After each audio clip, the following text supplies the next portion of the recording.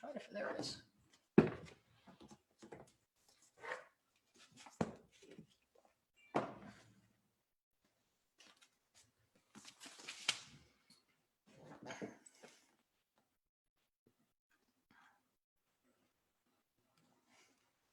We are on.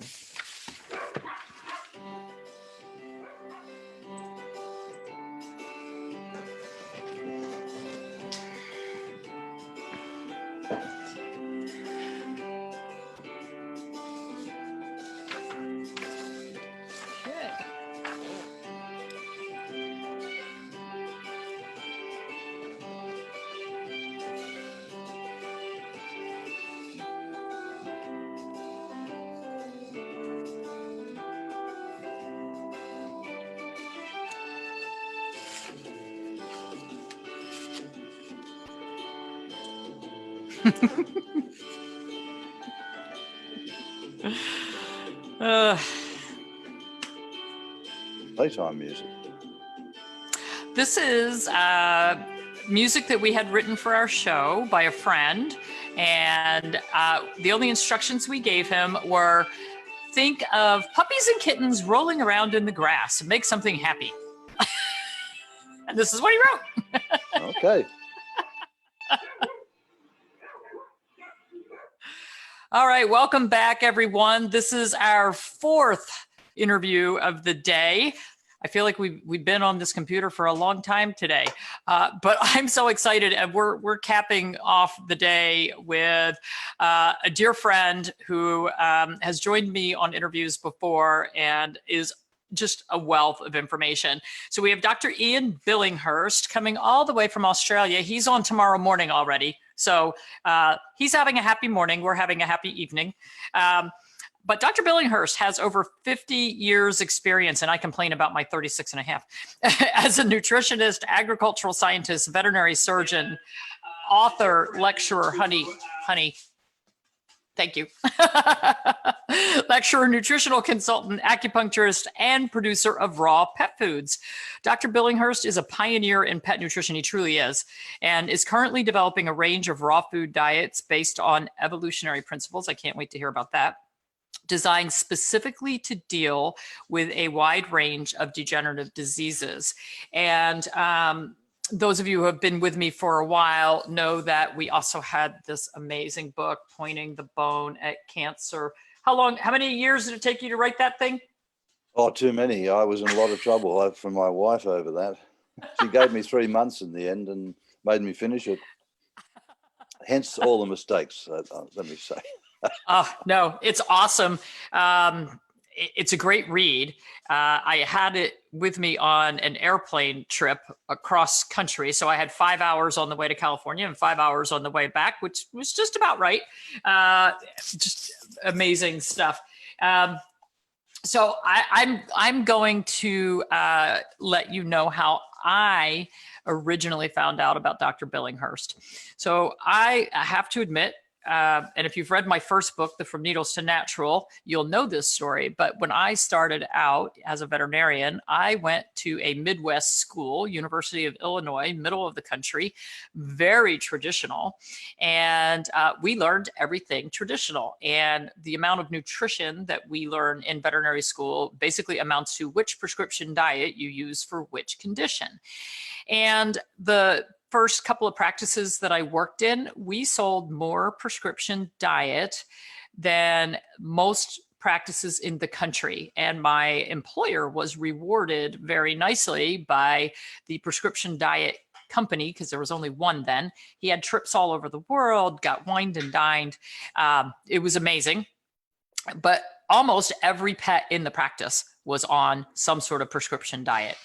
And I took my first acupuncture course right around 2003, I want to say. And the very first lecture, they started talking about the horrors of processed pet food. And I was not aware. And I got schooled pretty fast. And so then I started doing a lot of research into pet food. And what did I discover? Hey, there's this thing called raw food, specifically this thing called the BARF diet. And at the time, Dr. Billinghurst had a pet food company in the US, and it was the barf diet. I think you had a company here, right? It was called Barf World. Barf World. There we go. I was associated with. Let's put it that way. So I started ordering massive amounts of that food to feed my 100-pound Doberman and my couple of spaniels that I had at the time. And the results were amazing. So I was like, who's this Ian Billinghurst guy? So I had to do research, find out who you were and why we should be doing this biologically appropriate raw food. I think the acronym got changed a few times, right? Yeah, it started off as Born Again Raw Feeders. I think we might have had this discussion once before. Yes. Because the lady who was observing on the web, it was the early 90s, saw all these people proselytizing, trying to, like they were some sort of evangelical Christians, saying how important it was to feed this new raw food diet. And so she called them Born Again Raw Feeders, hence the acronym. Got it. Then she made the mistake of trying it for herself and realized it worked. And so she said it was bones and raw food.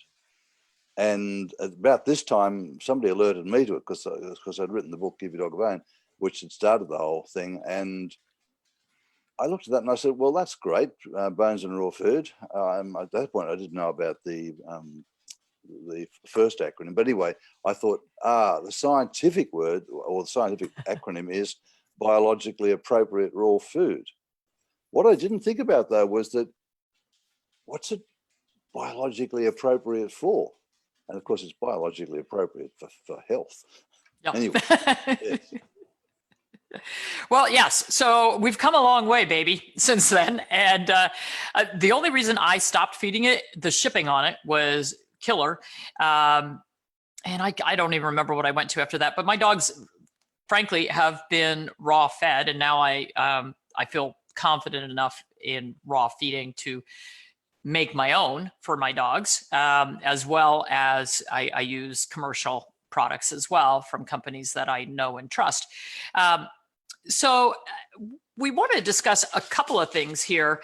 But what I really want to convey during our short time together is the benefits of raw feeding, and then also the safety. I want to try to help allay fears that people who are not raw feeding might have, because frankly, veterinarians try to scare the poop out of you. And my daughter's dog just had surgery because with the new 3-month-old baby in the house, Mila decided that eating diapers and baby wipes was a really good idea. She snuck them in the middle of the night and had to go have emergency surgery. And when Gwen took the dog, she said, do not, because the dog had to stay in the hospital for a few days, she said, do not feed my dog any prescription diets, because if you do, you will have massive diarrhea problems, because this dog does not do well on anything other than raw. And of course, they said, well, you cannot bring raw food into our hospital. And that is unfortunately what most pet owners run into. So, Ian, help me allay fears for those who have run up against this brick wall that says, you can't do that. You'll kill yourselves and your dog and your whole family too. I don't know where to begin with that one, because it is so ridiculous. It's ridiculous beyond understanding, really. This fear of raw food. Let me say this. As a producer of raw food, we made tons and tons of it every week and sold it to hundreds, literally thousands, tens of thousands of dogs. And that's going on all over the world right now. And these dogs are not getting sick, quite the opposite. So it's just one big raw lie, really. It's just not true. What we're doing is feeding them the microbiome their body expects to get. And it actually makes them more resistant to these problems. Now, if you have a food that's absolutely overloaded with salmonella and you've got a sick dog that's eaten, and I mean he's sick because he's eaten this, he's eaten processed food all his life, then his immune system is going to be down, and yes, he may well be overwhelmed. But don't do that. You find the best source of raw food, and it will contain bacteria. But dogs and bacteria, humans and bacteria, we've been living together since the world began. Excuse me. For those of you who've just tuned in, I've been flirting with grandchildren and getting their viruses, but my immune system's down a fraction. But anyway, that's by the by. But so raw food is not dangerous. It is just the opposite. But you won't know till you try it. And this is the great fear that I know Americans have this fear more than Australians, because we were brought up when I by the way, learned acupuncture in 1983, 84, 85. You're a little ahead of me. Well, I was born when I was about -10. And there you go. yes. So anyway, there is just nothing to worry about. I don't know where to start. So does Australia regulate the raw pet food industry? 'Cause we've had some interesting conversations today. We had Susan Thixton, Truth About Pet Food, on today, Cole Harrington, Pet Food. And we were talking about the FDA and the horrors of the pet food regulation in this country and how they're really out to get the raw feeding community. Yep. And FDA basically says that they have a zero tolerance policy to bacteria in raw food, which is kind of funny because kibble has a ton of bacteria in it. Absolutely. Do you have that same issue in Australia? Do you have regulators that regulate your pet food, and are they out to get raw feeding? Not to the same degree at this stage. What we do have are vets who believe passionately in AFCO's rules and regulations. They've never read the AFCO book. They don't really know what it is. But as long as the package says AFCO compliant, their teaching is, and this is because of who teaches them, which is the manufacturers of major American pet foods, and I don't need to spell that out, they teach them that the food must say that. And if it's AFCO compliant, then they know it's complete and balanced. It could never possibly cause a problem. And what they have to be mortally afraid of is raw food. And that's what they're taught. And they're impressionable young kids. Excuse me. I was invited, well, it's probably 3 or 4 years now, to go and speak to the veterinary students at Sydney University. The principal, the head of the school, just put a stop to it. Really? She said, yes. She said, you're associated with a pet food company, therefore your information would be biased. And I sort of wrote to her and I said, there's emblazoned across all your lecturers, across the door to the surgery where your young students learn their clinical work, the name of a pet food company. Anyway, she just dismissed me. We did manage to speak to them, but they wouldn't advertise it, and it was like a secret meeting. I still have the recording of that. It is crazy, gosh. And the reason is, of course, they're funded by these people. Sure. And how can they be funded? The answer is simple, because the packaging costs more than the raw materials in this product. Mm-hmm. This stuff, and they charge an arm and a leg anyway. Yes. And it's the best thing. We have the best business model in the world, the veterinary profession. You sell a product for which you get great approval, and that product produces the patients for which you have an apparent answer, which you can true. A, diagnose at great cost, and B, treat at great cost. What a business model. And all of that, you gain approval from your peers, from very the world true in general. And I think a lot of pet owners don't really think about that the food that you're feeding your pet keeps your pet sick, so that your veterinarian gets to make more money and sell you more of the pet food, except now it's got a prescription label on it, so we just doubled the cost. And I was thinking, when you said your first, I think it was business where you worked, they were selling prescription diets to everybody. That means everybody was sick. Well, everybody was sick, or if they were puppies, they got the pediatric diet, and if they were seniors, they got the geriatric diet. Sure. But they were all still prescription, even though, those animals technically at that point weren't sick yet. Yeah.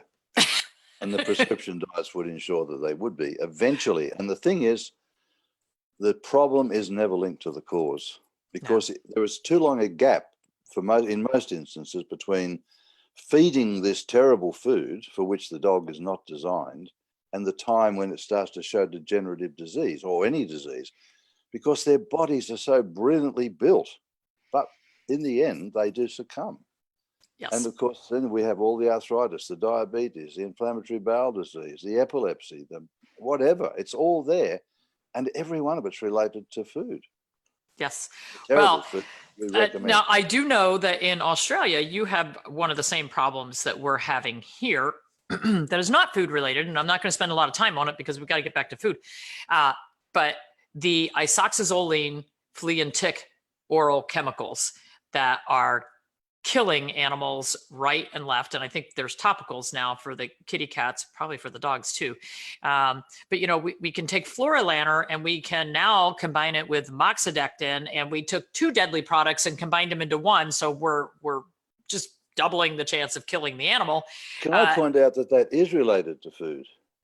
Oh. One of the first things I noticed is when you start feeding a raw diet, your dog is no longer attractive to ectoparasites. Well, that is true. That is true. And you don't need these poisons. It's there so you go. simple. There you go. And it is true. I mean, my dogs are raw fed. My cats are raw fed. And we have very few problems with parasites with our animals. I mean, it's parasites are attracted to sick animals. They're part of the great design of nature to get rid of something that's crook. That's an Australian expression, but that's what parasites are for. But internal parasites at the right level are actually protective against things like autoimmune disease, because the body has something to fire its bullets at. So if we're too zealous in our murdering of worms and so on, but over the years, I don't think we've wormed our animals for, I don't know, 10 years or something. We just don't do it. Yeah, I don't either. At this stage, because I don't have a practice, I don't even do fecal flotation. But when we did, there was nothing there. Right. Because they were just healthy. They could combat those things. So, yep. Yeah. Excuse me. I find the same thing. You know, I now that I don't have a practice, maybe it'll be different. But for the past 35 years, I've been able to run lab work on my pets and fecal samples. And I mean, I can have an 18 or 19-year-old dog in my house who's got perfectly normal lab work. And we just don't see that in these pets that are fed the highly processed, high carbohydrate diets. Dogs are not designed to live on carbohydrates as their principal source of energy. It's so simple. So you, I think, have a slightly different, and I'm going a totally different direction. I'm sorry. You have a slightly different thought process there than we do here on the amount of bone that should be in raw food.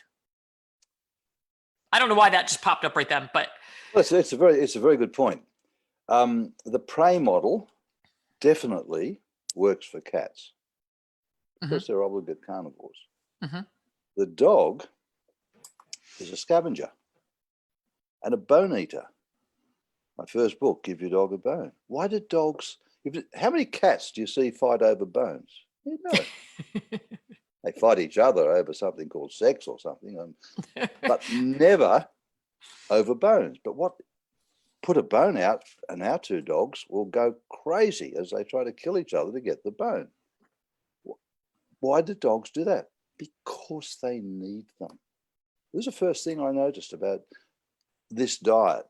And dogs, if you feed that very low percentage of bone that a lot of people now are recommending, which is based on AFCO, which is based on feeding terrible food, but not based on anything related to evolutionary nutrition, you are running, particularly the giant breeds, into the danger of getting insufficient calcium in their diet. And also, I noticed there was some research done, and I think it was Karen Becker, but she looked at cruciate ligament damage and decided it was probably a manganese problem. And I remembered back to my days doing agricultural science and porosis in chickens. I'm not a great chicken vet, by the way, but I remember that. And there was a manganese deficiency. Anyway, and then the thought was that there's lots of manganese in fur And so we should feed dogs the fur from the dogs, but they don't digest that. It goes through. But there's a much higher level of manganese in bones, because bones is a great source of all minerals, because that's the way it is. And I thought that's why our bone-eating dogs rarely get this cruciate degeneration, because of the manganese in the bone. So, and very early in my career, so I don't know why it is the bones are so important, but I can guarantee that over time I'm going to find more and more reasons why dogs should be fed a high level of bones in their diet, because that's what they wanted and that's what they did, and they always thrived and did beautifully on it. And this only comes from me, by the way. It doesn't come from anybody else. Maybe Tom Lonsdale, but anyway, doesn't matter. So that's where we differ in an enormous way. Over the time, I found out that bones have lots of cartilage, and then we find out that cartilage is anti-angiogenic, which is another reason why dogs are healthier on a nice, healthy, raw, bone-fed diet, because it helps stop cancer, and on and on. There are lots and lots of reasons. And of course, there's the marrow in bones. Sure. And the important thing is that the bones are raw, and that's all you need to know. They're just raw. And the hydroxyapatite in that format works perfectly with the dog's homeostatic mechanisms, which have been honed over millions of years of evolution to work that way. And that is why we can have a wide variety of bones. We can feed 20% bones, 60% raw meaty bones, whatever. And this is only for puppies, by the way, that you really have to worry, because when they're adults, the body just takes what it needs anyway. And that 10% is probably perfectly fine, but it's the puppy as it's growing that needs a high proportion of bone. Do you have problems with constipation if you have your bone levels that high for the puppies? No. Because if you're feeding a good fatty diet with lots of veggies as part of the thing, even if you don't, yeah, they strain a bit, empty their anal sacs, produce nice little poos, easy to pick up, turn white in the sun.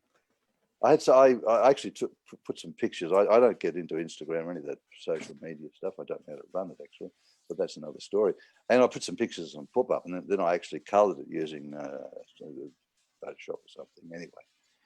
But somebody said, that shows too much calcium in the diet if they're turning white in a day. And I thought, I didn't bother to answer. I thought, I couldn't be bothered. No. It shows there's adequate calcium in the diet, because the dog has simply taken what it needs and sent the rest out in the dog logs for the backyard to throw in the compost heap, because it's raw fed and you can. Anyway, so what it is, let me say this. Raw feeding is absurdly simple. I actually wrote something down. Where did I do it? I wrote it here. Well, so let me see if I can find it. I wrote it down. I probably can't. But look, oh yes, there. It was this. The more you think you know about nutrition, about raw nutrition, the harder it becomes to feed raw. Totally agree. I totally agree. Yeah, good. Because and people who are novices, it's good to be ignorant at this point, because I started out ignorant, still am, but that's beside the point. But if you know, oh my goodness, I'm going to worry about the calcium phosphorus ratio, and I'm going to worry about whether there's enough vitamin E, or even whether there should be extra vitamin E, and where does it come from, and you start doing that.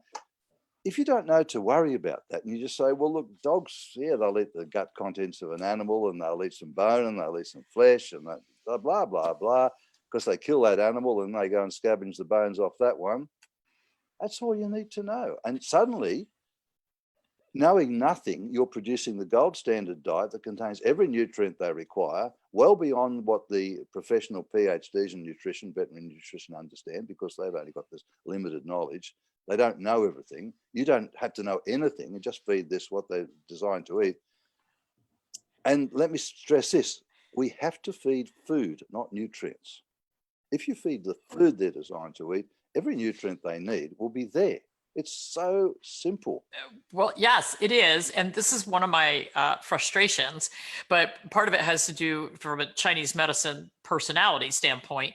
I have a lot of people who are metal personality, and they have to have a spreadsheet of every nutrient, and they have to know exactly where it's coming from and how to do that.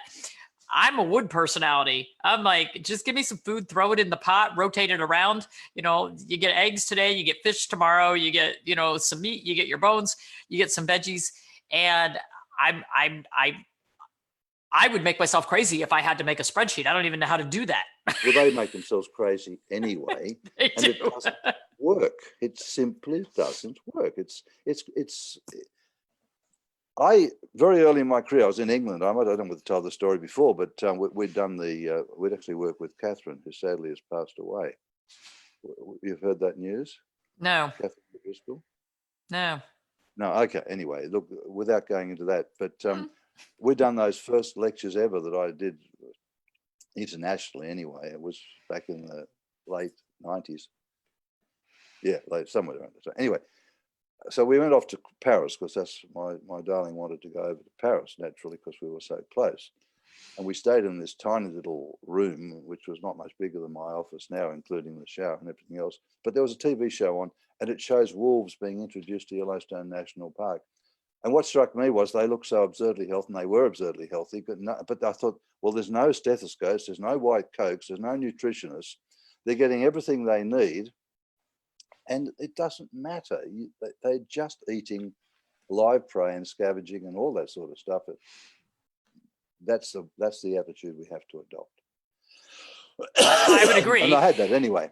And I think that people would be a lot less fearful of it if they weren't so worried that they would be missing something. I mean, that's a lot of the consultations that I get from people are, I'm just so scared I'm going to be missing something. Yeah, and do you know where that comes from? Because it comes from processed pet food, which is, you have to be scared that is going to be missing something, because it will be missing something. It'll be missing so much. That's the stuff you got to be scared of. And because they have these rules, I have found the AFCO book this morning. It's about that thick. Nobody's ever read it. You wouldn't want to anyway. No. But it's full of these rules. But for most minerals, particularly, they say, well, we don't actually know. We think if we go up here, it might be toxic, and down here, it might be not enough. So we're making a guesstimate somewhere in the middle, but that becomes the rule. And everybody then goes, oh my God, I've got to get that much. No, you don't. Because if you're feeding real food, the body's homeostatic mechanisms work to take what it wants. That's the way it works. For example, in Australia, the dingo, one year the dingo can just eating locusts, insects, as its sole source of food, magnificently healthy. The next year, it might be rabbits because they're in plague and abundance. It's like humans. Our base diet as Paleolithic beings, if we were living up in the northern hemisphere as Inuits, I guess, so I think that was their original name, they're eating a high-fat, high-protein diet. In the tropics, they're eating coconuts and a totally different style of food. In Australia, they're eating kangaroos and witchetty grubs. But it was all raw, it was all whole, but nobody was telling them what to do, but they had worked out over time what they should be eating. But anyway, it is so simple. Well, and that is brings up an interesting point, and I had heard people say this in the past, that if we look at, if we want to be a little more breed specific, if we, for instance, looked at my lovely little Cavalier King Charles Spaniels versus a Husky or a Malamute. A Husky or a Malamute, they would be like a Northern Hemisphere dog, so they probably should be eating that high fat fish, protein-based diet versus, maybe my Cavaliers who were raised on, the hillside in England, might be more suited to eating lamb or probably some fish too, because they do a lot of fishing there. Do you look at that at all? If you are working on a diet for a specific animal, do you look at what their ancestry might have been, or is a dog a dog? Well, I've looked at the evolution of the dog in nutritional terms until about 10,000 years ago. There were dogs that lived in the northern reaches of Canada, and there were dogs that lived more southerly. But Overall, I will. Oh, I won't go into detail. Look, the answer to that question is no. I don't worry. It's not. It's not a. If it has any effect, it might be 2 or 3%, but it's so small it doesn't really matter. For example, you can put any breed that's got cancer on a ketogenic diet, and it's going to produce ketones and it's going to fight the cancer if you do it properly. And that's the big caveat there. But doing it properly and bothering to measure the ketones, that's a whole story there. But you have to be extremely dedicated to do this. And you do have to know things. You actually do have to understand. So when you start making prescription raw, that's a whole different ballpark. That's a whole different game. Prescription raw, you have to understand the disease, where it's come from, and what you've got to do to change the metabolism of the animal who is suffering from that disease. And it varies with the disease. Mind you, having said that, the vast majority of problems you can get rid of with my kidney diet, which is very high in vegetable material. But without going into details, the vegetable material reduces the protein, it reduces the phosphorus. Because of the fermentable fiber in it, it gets in the bowel, produces short-chain fatty acids, which feeds the large bowel, produces blood into there. The bacteria pull the nitrogen out of the bloodstream, and they make it into their own bodies, and so they actually act as a third kidney, and it works very well. But anyway, throw in some omega-3s as an anti-inflammatory thing. Make sure there's a little bit of omega-6 because that's in the activated form, because that's the bit that actually does the work. It just has to have the omega-3 to push it in the right direction. I explain it this way: it's like the omega-6 is the male, the omega-3 is a female who tells him what to do. But that's another story. And it's so. But again, it is actually fairly simple when you understand it. And we have enormous success with that as well. And it actually repairs the body. So what we see is kidneys start to function better than they did before anyway. So the diets that you're working on now, is this for your pet food company in Australia? Not at all. It's going to be in a book one of these days. Actually, I've been working on it, doing pro bono work over the internet for the last 20 years, I guess, or longer, whatever time I've been chatting to people, giving away this stuff. And now I thought, oh, I better put this into a book before I kick it myself, and just in case somebody else wants it. So yes, I want it. I'll take it. we've just moved house, and I'm busy. I've had to get rid of most of my library. So once I get all that underway, we might do something about it. Yeah, we're just about to, our house is on the market, and we're moving down near my daughter so that I can be near the grandchild. That was what we were doing. See, there you go. And same thing. I mean, we just cleaned out so many books from the library, and I still have way too many books to move. And same here. Yeah. Yeah, but you know what? They're like my lifeline, and because I still do consultations, I'm referring to them a lot. So I Google a lot more now. I do too. But the thing is, that books are like friends. Yes, it's hard to get rid of them.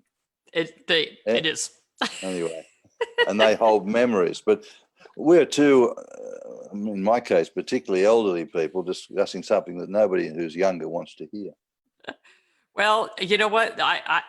Me personally, I have to have, I don't know if you have this on Kindle or not, but I would never buy it because I have to have the physical book.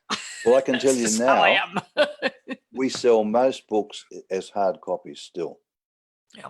And let me say that this book, Give Your Dog a Bone, is still the one that sells most, although we do. And how long ago did you write that book?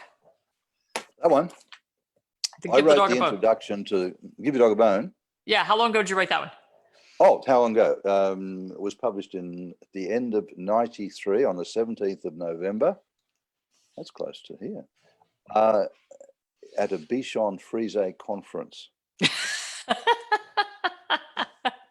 When you're old, you remember things, details that you don't recall more recently. I can't tell you what happened yesterday, but and that's amazing when you publish a book that people still I mean, it doesn't change the evolutionary diet of the dog.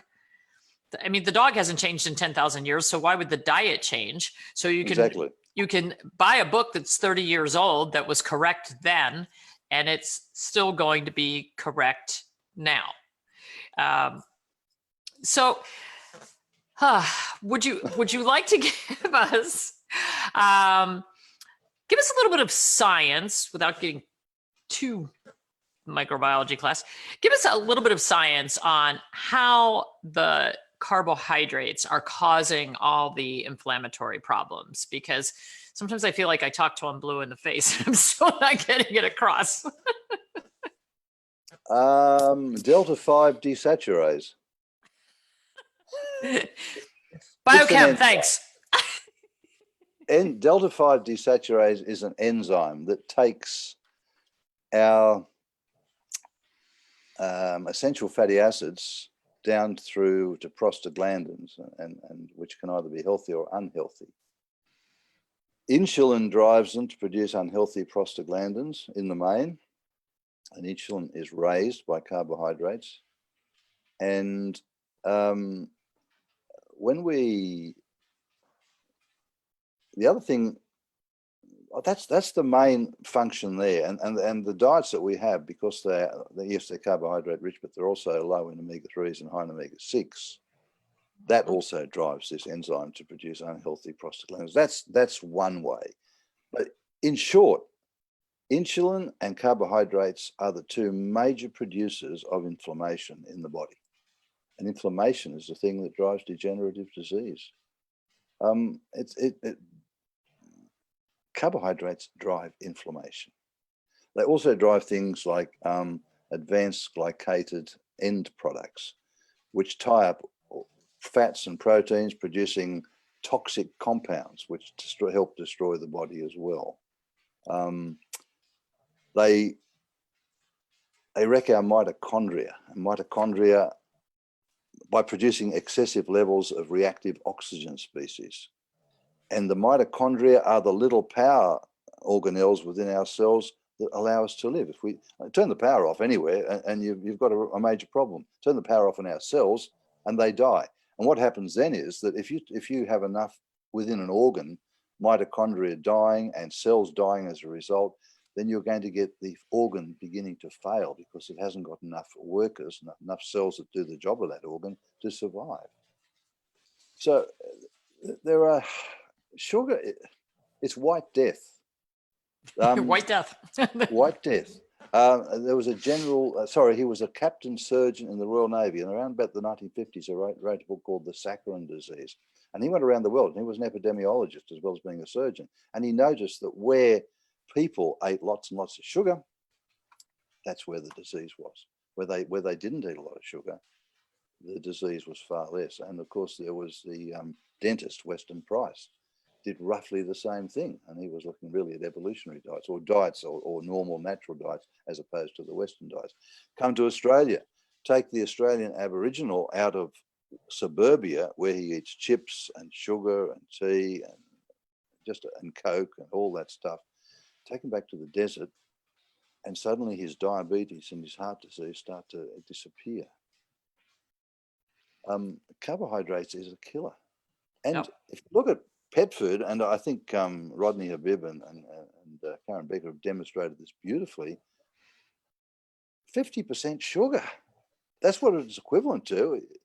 I mean, we know it. If you look at the ratio of carbohydrates in these things, it goes straight to sugar in the bloodstream. So that's what it is. You're feeding your dog a product that's 50% sugar. Ouch.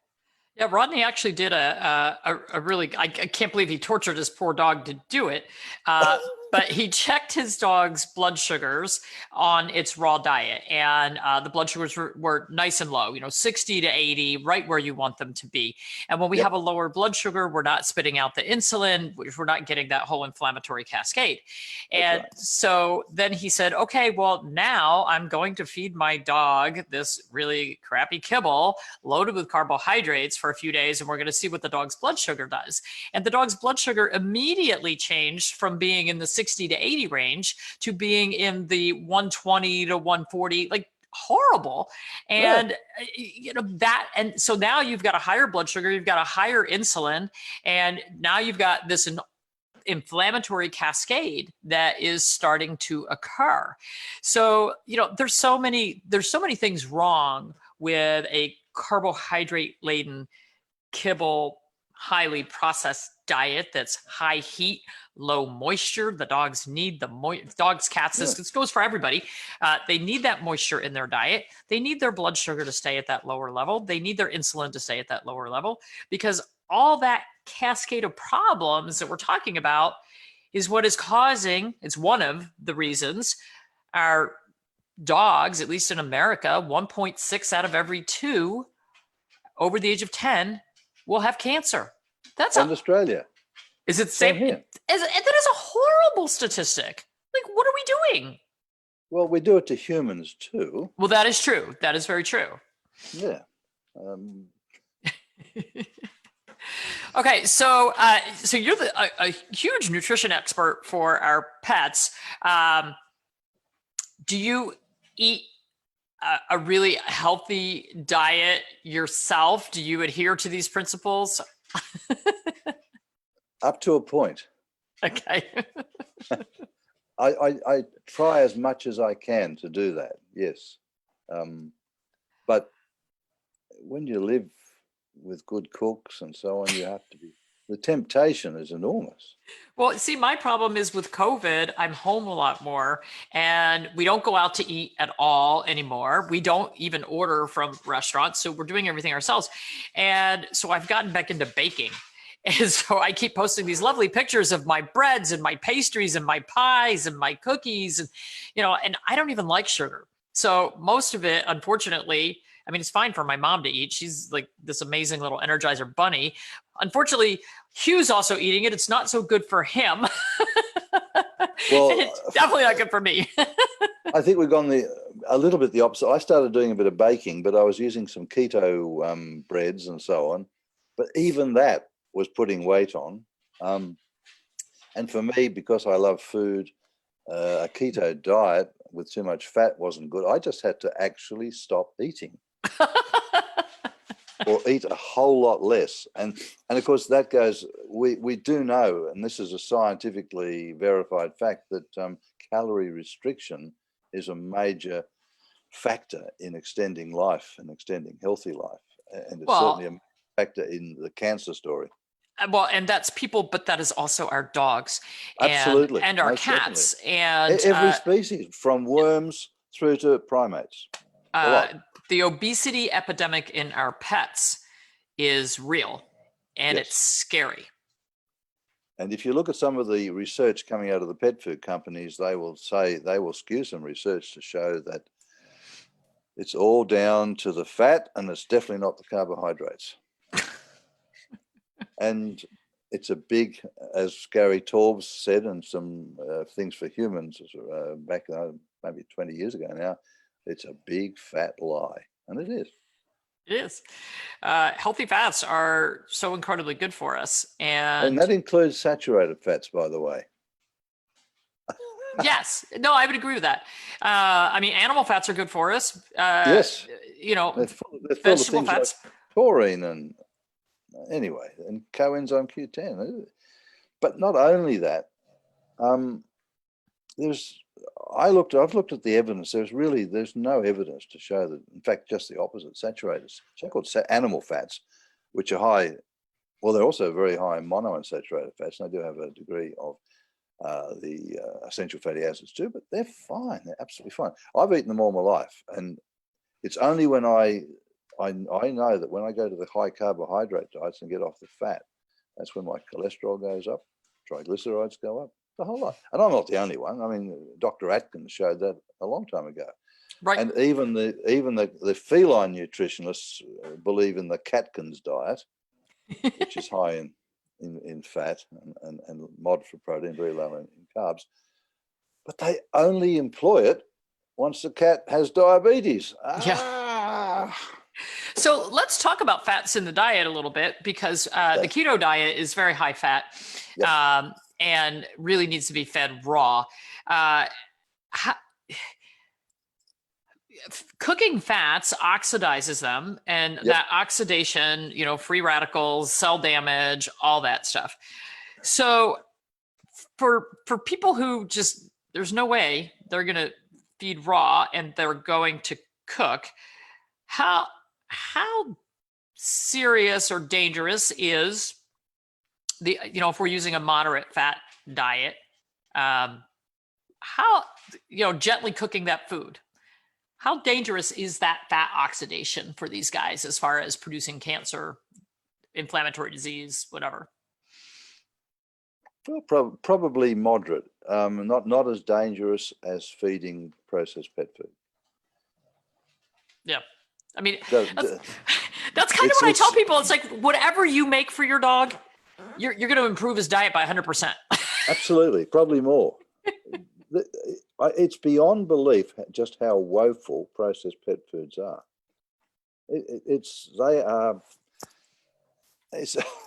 Words fail me at times, because I think, why would you feed this abysmal rubbish to a valued family member?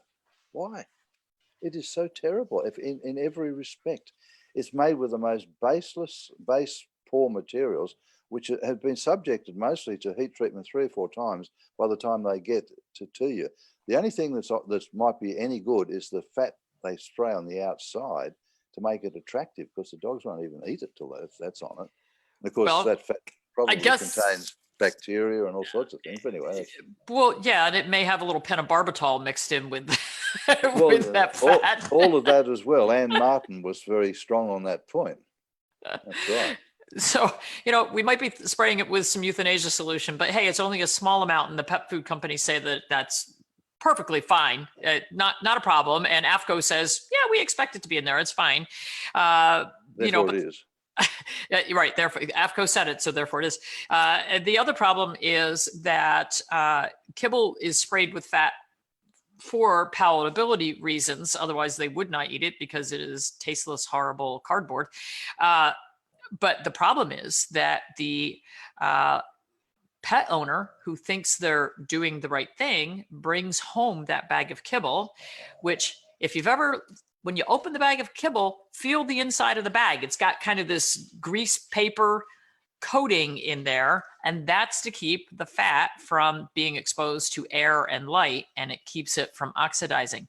When you go home and you empty that bag of kibble into another container, you lose that protection.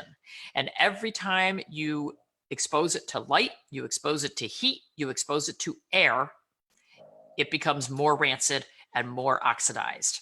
So for people who say, there's no way, you're not going to talk me out of it, I'm going to feed kibble because my Dr. Whitecoat veterinarian told me that's the only way to feed my pet, the best thing you can do is buy the smallest bag you can get, use it up in a week, and then go get another fresh one. I guess. Yeah, I know. It's just slow the rate of deterioration by a small fraction. By a small fraction. But I mean, it's deteriorated by the minute it leaves the pet food the plant. Deterioration of the dog I'm talking about, but anyway. Oh, the deterioration of the dog. You've only slowed that by a small fraction. People ask me, well, what's the best way to feed processed pet food? What's the best one? I say, I cannot recommend it in any way, shape, form. The only thing I can say is do raw and do it properly, and do it properly by understanding the simple evolutionary principles, and that's all you need to know. And if you do that, your dog will be absolutely brilliantly healthy. You'll take it into the vet and he'll say, that's the healthiest dog you've ever seen. And he might be trained to say, what should you feed? What do you feed that dog? Because he wants to learn what brand you're using in case he can recommend it. You tell the vet what you're feeding to produce this brilliantly healthy dog. And he or she throws their hands up in horror and says, oh, you're going to kill your dog. And your family. How many times have I heard that story? Anyway.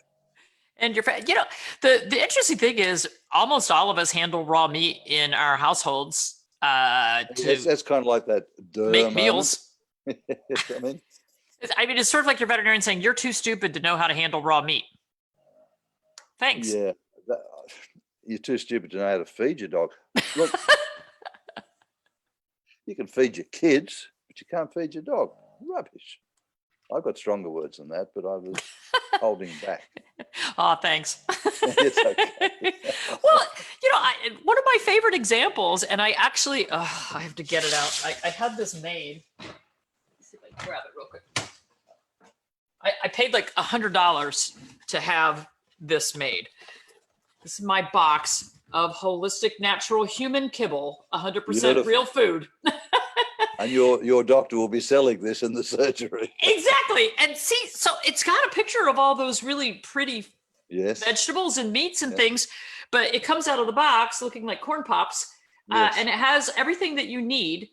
And if my pediatrician said, feed this to your kids twice a day, just pour it in the bowl, put it on the table, I'd look at him like he had 6 heads. But right. For our fur children, we go, okay, sure, makes perfect sense. You're doing that naughty dog really well.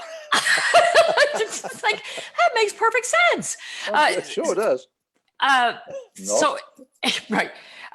We've all been brainwashed, and the veterinary students are being brainwashed, sadly. Oh, yes, Sadly. they are. That is, but they're just young kids. They've got no experience. Most of them happen to own dogs a lot of the time. They just happen to be the brightest people in the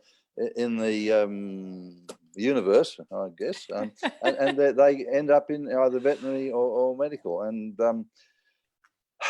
neither profession learns too much. Although I think the medical profession is getting a little bit better because they don't have that producer of the box of human kibble. They don't have this available. Maybe I should market it. Oh dear! It's a very sad situation. This is my new get rich scheme. I've even got my ingredients on there with all the added vitamins and minerals and everything. This is and percent of daily requirements, 100% all the way down. Oh wow! Yes, see, that's fantastic. Yeah. You can do anything with synthetic vitamins. Yes, you can do anything with advertising. I'm going to start advertising my holistic human kibble. Yes, I think you should. There's a fortune to be made there.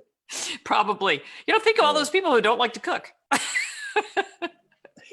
Well, let's go to Macca's, let's face it. Here's the thing. If you don't know how to cook, and I have done many consultations for people who don't know how to turn on their oven, I said this in the last interview, I've talked to people who stored purses in their oven, stored shoes in their oven. My old office manager, she stored her shoes in there. She said, look, my apartment's small. It's an empty box. I'm going to use it for something. I said, how about you use it for cooking? She said, I don't do that. Well, let's face it. If you don't know how to cook, you're probably at a huge advantage for feeding raw. There you go. See, you don't have to know how to cook. You don't. You just have to use some common sense. What do the dogs eat in the wild? It wasn't kibble, and they didn't have access to stoves, and they didn't have the right hand the correct hands and thumb to turn the stove on. So there you go. So, I mean, the bottom line is you're probably not really going to screw it up. And no, you're not. That's right. Don't overthink it. And getting away from the carbohydrates is paramount to improving the health of our pets, whether it's dogs or cats. That's the only way we're going to, we've got a few other things we have to work on too. We got to work on vaccines and chemicals too, but let's start with the diet because that's the foundation. And importantly, every meal does not have to be complete and balanced. You can balance it over time. Thank you. That's what happens in the wild. Look, that's just a ploy to sell pet food. It's the only reason it's there. There's lots of others, but that's a major one. Yep. Absolutely.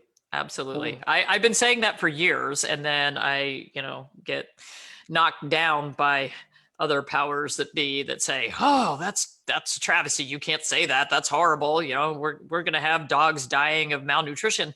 And then I have clients that come in and go, look, I've been feeding my dog cooked hamburger and broccoli for 4 years, and that's all he gets and no supplements. And I'm like, wow, he's still alive. How about that? Yeah. And not only that, the bowel is doing a magnificent job of creating a lot of vitamins and so on. And dog is probably eating his poop and all sorts of things are going on. They go out and scavenge in the yard. I mean, They do. We see dogs scavenging for vegetable matter. I've had my dogs pick through my herb garden and decide which herb they happen to need that day of the week. And I'm like, I just tell people, don't put your corn cobs on the compost heap. oh God, no. Because That's a problem. They've actually enabled me to make extra money at odd times. With the corn Through cobs. laparotomies, enterotomies. Yeah, I've made a little money off of corn cobs too. Those are not good for dogs. Definitely not good.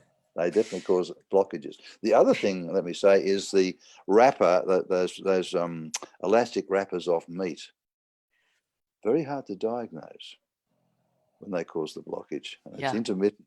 Anyway, that's another story. Yeah, they don't show up on X-ray. Well, No. my daughter's dog just had surgery for eating diapers and baby wipes. So yeah, that didn't show up very well on X-ray either. No. So yes, we do have to be careful with our pets and what. Do you have? So let's say somebody has a middle-aged dog that's never been fed raw meaty bones. What's your advice for introducing raw meaty bones to dogs, especially if you have a big dog that might be a gulper? Well, you feed some ground raw food first, something that's been minced up very fine. And when he actually says, oh, geez, that's about enough, I think, then you could try him with a bone because he's never had one before. And wow, and then he'll eat it more leisurely, mostly, unless he's like our daughter's dog, who is some sort of a new Labrador. And I say new Labrador because I've had Labradors before, but this dog, it just attacks food, and I think it would eat until it literally exploded. Some dogs are just like that. So you have to be careful. But yeah, or give them something so big they cannot possibly swallow it down. They just have to chew. That's the way to go. It's this mismatch thing. If you've got something that's just going to delightfully block a trachea, or trachea, as they say in the US, then that can be a problem. Yep. So it's got to be so big they couldn't possibly decide to swallow it, or so small that it really doesn't matter. Not going to be a problem. If it does go down the wrong hole, they'll cough it up again. Yep. All right.